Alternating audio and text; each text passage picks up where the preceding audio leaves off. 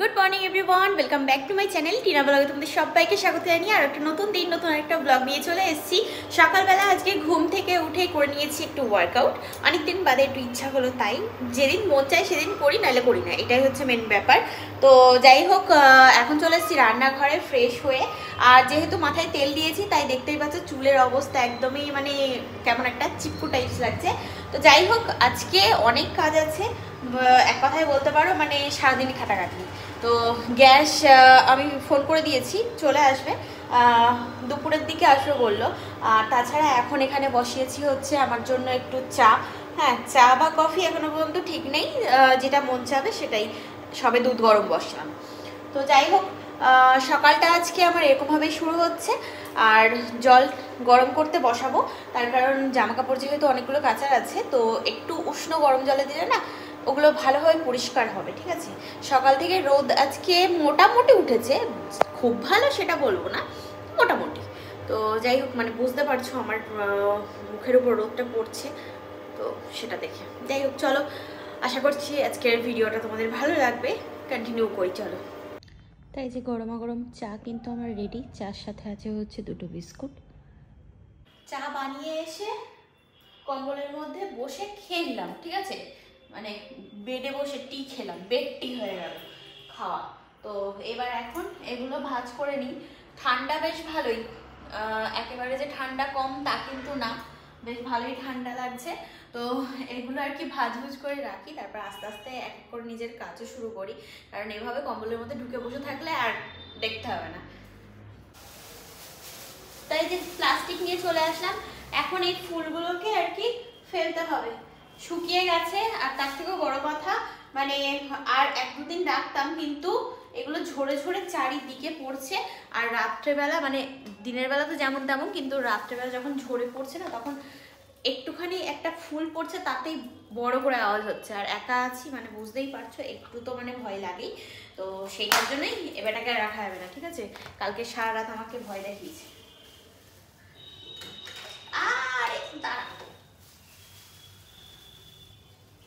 ও যা যা যা যা যা,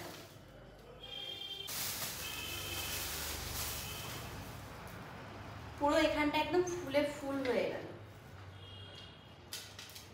এই ফুলগুলোতেও ঘর গন্ধ হবে। ওই কারেন্ট, দাঁড়া যাবি না।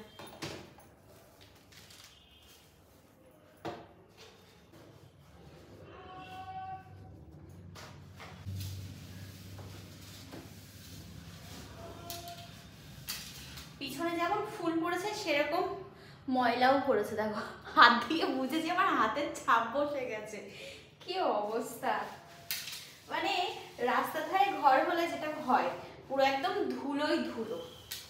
ঘর যতই মুছো গুছিয়ে রাখো, সেই আবার ধুলো।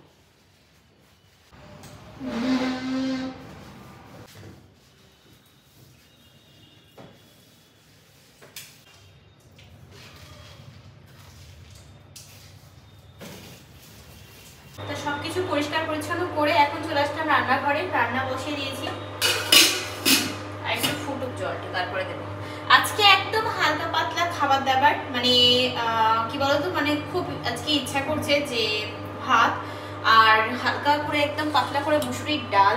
তো ডালটা আমি সকালবেলা ঘুম থেকে উঠেই আর কি ভিজিয়ে দিয়েছি, চালটাও ভিজিয়ে রেখেছিলাম, জল ঝরিয়ে এই এখন রাখলাম, জলটা ফুটে গেলে তারপরে তাই দেবো। আর ভাত হবে, ডাল হবে, আর তার সাথে হবে হচ্ছে বেগুন ভাজা, ব্যাস একদম সিম্পল খাবার, এর মধ্যে আর কোনো কিছু হবে না। তো সেটাই আর কি। আর গ্যাস আসার কথা ছিল, তবে আজকেও দেবে না, আগামীকালকে। ঠিক আছে, আবার দেখি আর একটা দিন অপেক্ষা করে। তো যাই হোক, একজনের মতো ইন্ডাকশনে এমনি অসুবিধা হয় না, কিন্তু ওই বেগুন পোড়া খাওয়ার শখ ছিল, সেটা তো আর খেতে পারবো না, এটাই হচ্ছে ব্যাপার।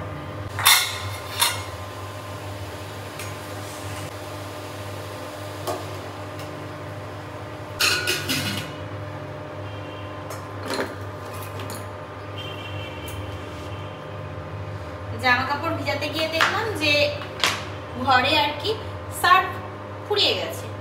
আগে জানলে নিয়ে আসতাম, খেয়াল নেই।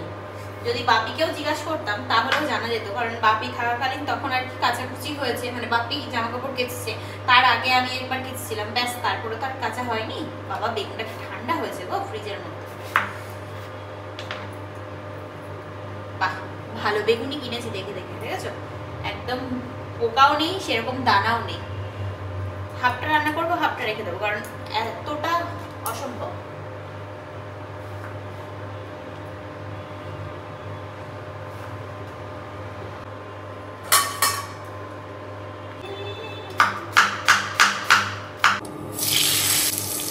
গরমা গরম বেগুন ভাজা, বেগুন ভাজা দিয়ে ডাল খেতে তো দারুণ লাগে।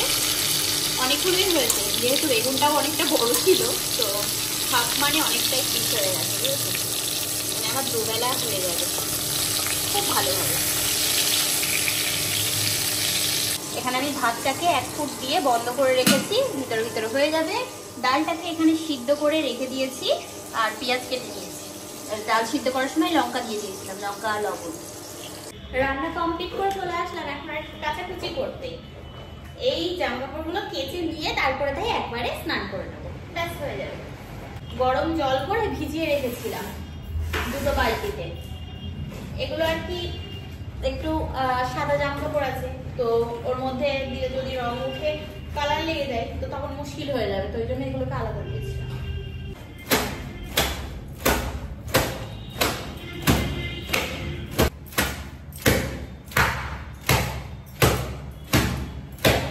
একবারে স্নান করে পুজোটাও আমি সেরে নিলাম। আর এখানে আমি ধূপকাঠি ধরানোর জন্য এই প্লেটটাকে বের করেছি, তো এখানেই আর কি রাখি, বুঝেছো?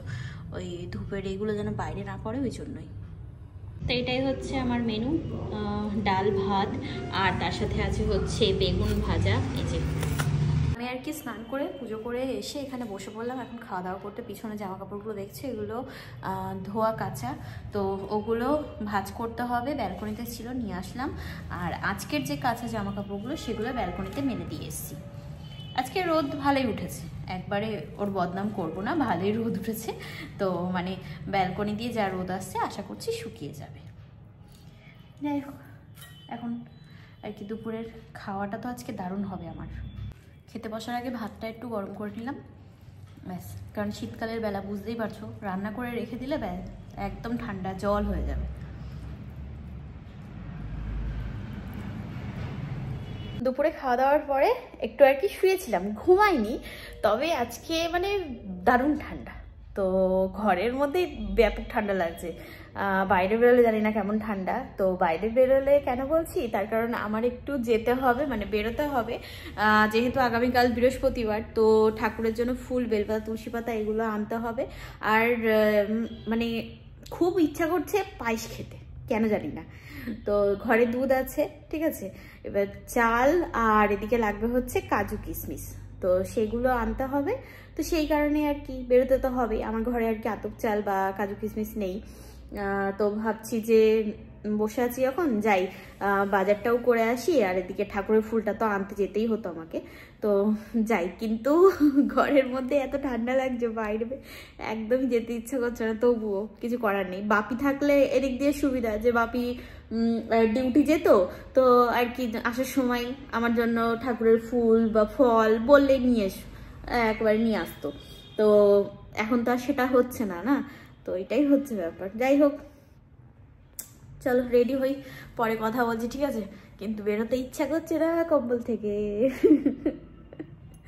চলো, তাই যে এই ঢিল জিন্সটার সাথে এই টপটা আর কি পরে নিলাম, ঠিক আছে? তো চলো, আমি কিন্তু একদম রেডি, বাজার করে আসি। আর নতুন যে লিপস্টিকটা সেদিন নিলাম, তো সেটাই পরেছি, এই কালারটা।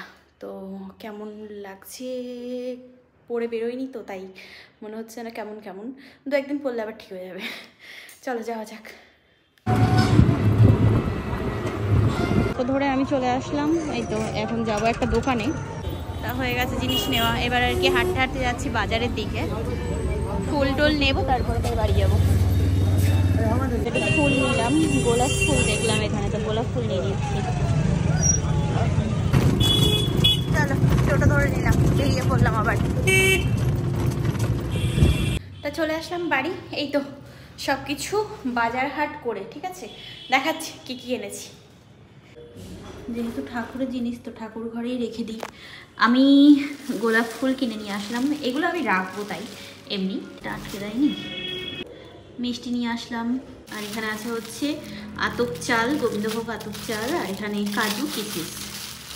এগুলো কেন আনলাম জানো? কারণ আমার না ভীষণ পায়েস খেতে ইচ্ছা করছে, তো ওই জন্যই আর কি নিয়ে আসলাম। ঠিক আছে, বানাবো, ঘরে দুধ আছে।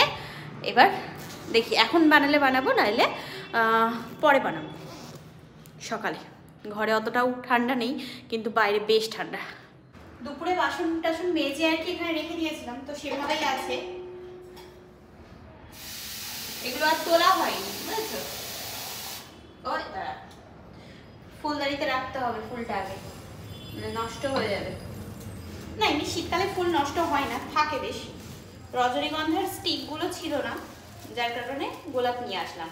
আর সকালে বলছিলাম না যে রজনীগন্ধাতে ভয় পেয়েছি, আসলে কি বলতো, ওই ইয়েতে মানে ফুলগুলো যেহেতু শুকিয়ে পড়ে যাচ্ছে, আর ফ্ল্যাটের সামনে দিয়ে লরিগুলো যায়, তো তখন না ভাইব্রেট হয় একটা করে ফুল আর কি, ঝরে ঝরে পড়ছে। আর রাতের আওয়াজ কতটা জোরে হয় সে তো জানাই আছে সবারই। তো তাতে মানে মনে হচ্ছে কি, আরও বিশেষ করে একা থাকা, তো তাতে মনে হচ্ছে না এই বুঝি কেউ আসলে, এই বুঝি এখান থেকে আওয়াজ হলো, এরকম মনে হচ্ছিল।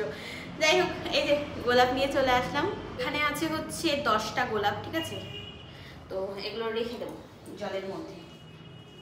আমার মনে হয় এই ডান্ডিটা একটু বড় করে কেটে নিয়ে আসলাম আমি আরো, যা বাবা। এই যে বসিয়ে দিয়েছি এখানে গোলাপ ফুল, চল এটা রেখে দিয়ে আসি। ঘরে আসার পরে কিন্তু আর ড্রেসটা চেঞ্জ করিনি, কয়েকটা রিলস বানাচ্ছিলাম, আর একটা প্রমোশনের কাজ ছিল সেটাও করলাম। আরও একটা আছে যেটা করতে হবে আবার এখন বসে, ঠিক আছে? তো এই সব কাজগুলো আর কি কমপ্লিট করে নিচ্ছি, যেগুলো আর কি বাড়ি থেকে সেভাবে আর কি হওয়াটা সম্ভব হচ্ছিল না, ওই জন্য আর কি ফ্ল্যাটে চলে আসা। কারণ ব্র্যান্ডের শ্যুট তো একটু আর কি সব কিছু মেনটেন করতে হয়। তো যাই হোক, এখন আর কি আরও একটা কাজ করব, তার আগে একটু খেয়ে দিয়ে নিই, তারপরে খিদে পেয়ে গেছে, রাত হয়েছে বেশ অনেক, 11টা বাজতে যাই। তো খেয়ে দিয়ে নিয়ে তারপরে আবার কাজ শুরু করব। জানি না আজকে কত রাত হবে, উপরবেলা জানে। দুঃখের কথা আর কি বলবো, গোলাপ ফুলগুলো ভালোবেসে আমি কিনে নিয়ে আসলাম, যেগুলো আর কি বড় গোলাপ দেখে আমি পছন্দ করে করে এনেছি, সেই গোলাপগুলো নিয়ে মানে সবে মাত্র টবে জল দিয়ে রাখলাম দেখলে, তো ওগুলো নিয়ে আমি ঘরে রাখতে গেছি। ও বাবা, এগুলোর মাথা এত ভার যে মট মট করে দুটো ভেঙে গেল। এই যে এরকম দেখো অবস্থা, কিছু বলার নেই। এত বড় বড় গোলাপগুলো যদি ভেঙে যায় বলো ডাল থেকে, তাহলে কেমন লাগে? তো ওই জন্য রাগ করে এগুলো সব কটার পাতা ছাড়াচ্ছি, ছাড়িয়ে তারপরে তাই রাখবো জলের মধ্যে। হ্যাঁ জানি কড়ির গোলাপ থাকে বেশি দিন, মানে একটু জলের মধ্যে রাখলে ফোটে, তো কিছু করার নেই। আনলাম, ওগুলো দেখতে ভালো লাগছিল তাই সব কটা করি নেব, ওই জন্যই। লস কার হলো, আমারই হলো। দেখি এত বড় বড় গোলাপগুলো যদি ছাড়িয়ে পড়ে যায় তাহলে কেমন লাগে, কতটা দুঃখ হয় মনে, বলো। এবার রাখলাম, দেখি কি হয়। তো খাওয়া দাওয়া কমপ্লিট, পেট একদম ফুল, এবার ঘুমানোর পালা, ঠিক আছে? রাত হয়েছে অনেক, তো এবার আর কি শুয়ে পড়ি ঝটপট। এদিকে লাইট টাইট যেরকম আছে থাক, ও ড্রেসটা চেঞ্জ করব, তারপরে তাই ঘুমাবো। চলো আজ আর বেশি কথা বলবো না, এখানেই আজকের ব্লগটা রাখছি। কেমন লাগলো বলো তো অবশ্যই। আজকের মতো tata, bye bye, good night, আছে ড্রিম।